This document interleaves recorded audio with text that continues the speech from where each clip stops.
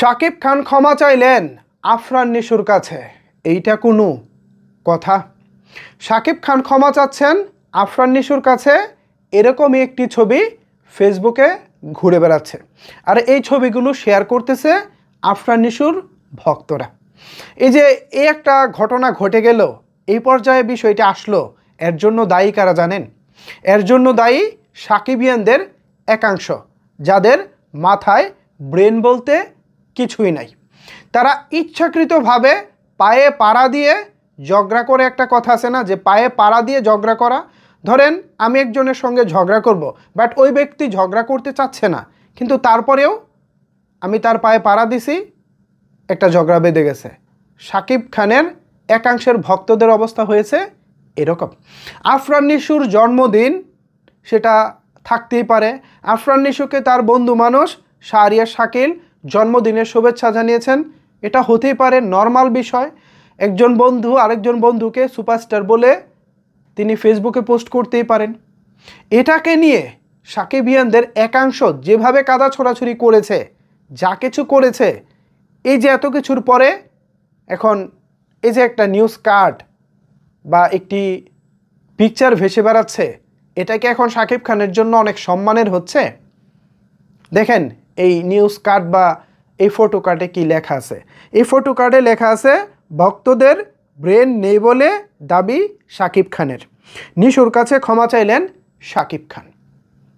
আপনারা যদি বুদ্ধি দিয়ে কাজটা করতেন, বুদ্ধি দিয়ে কাজটা হ্যান্ডেল করতে পারতেন, তাহলে নিশ্চয়ই নিশুর ভক্ত শাকিব খানকে নিয়ে এভাবে নোংরামিটা করতো না।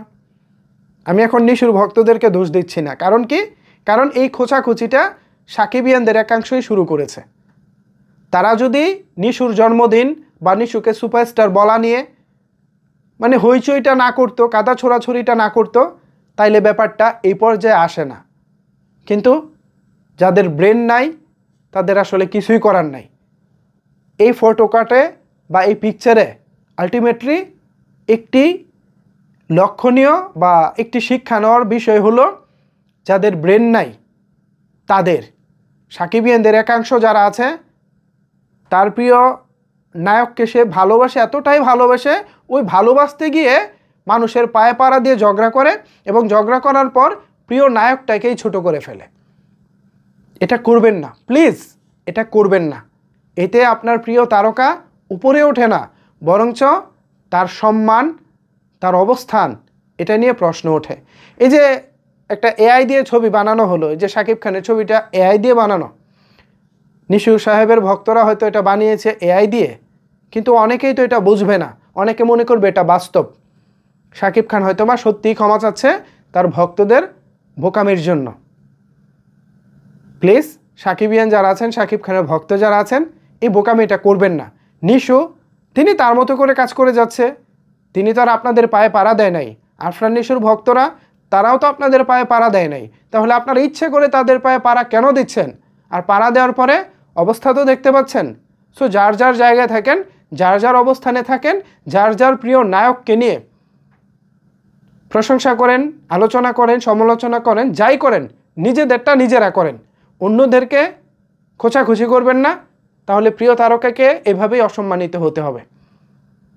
প্লিজ এগুলো বন্ধ করেন সাকিবিয়ানরা, আপনাদেরকে আমি ভালোবাসি, আপনারা আমার প্রিয় ভাই বোন, এই ভুল করবেন না। নিশু ভাইয়ের ভক্তদেরকে বলবো, দেখুন অনেকেই ভুল করে, অনেকে অনেক রকমের কিছু করে, সবাইকে পাত্তা দেন না। তারকারা তারা তাদের সম্মান নিয়ে থাকুক, আপনাদের কাছে রিকোয়েস্ট আমার। তাদের হয়তো বুদ্ধি নাই, আপনাদের নিশ্চয়ই বুদ্ধি আছে। সো তারকাদের আমরা ছোট না করি, তারা দিন শেষে মিলেমিশে কাজ করুক। আমাদের যেই ব্যক্তিগত যে দ্বন্দ্বের জায়গাটা আছে, সেটা শালীনতার পর্যায়ে থাকুক, সম্মানের পর্যায়ে থাকুক। দিন শেষে বিবেচনার বিষয় আপনাদের। ভিউয়ার্স, ঘটনা ঘটে গেছে, সেটার বিশ্লেষণ করার চেষ্টা করলাম। এ বিষয়ে আপনাদের মতামত জানতে চাই, নিচের কমেন্টস বক্সটা আপনাদের জন্য ওপেন রইল। ধন্যবাদ সবাইকে এতক্ষণ আমার সাথে থাকার জন্য।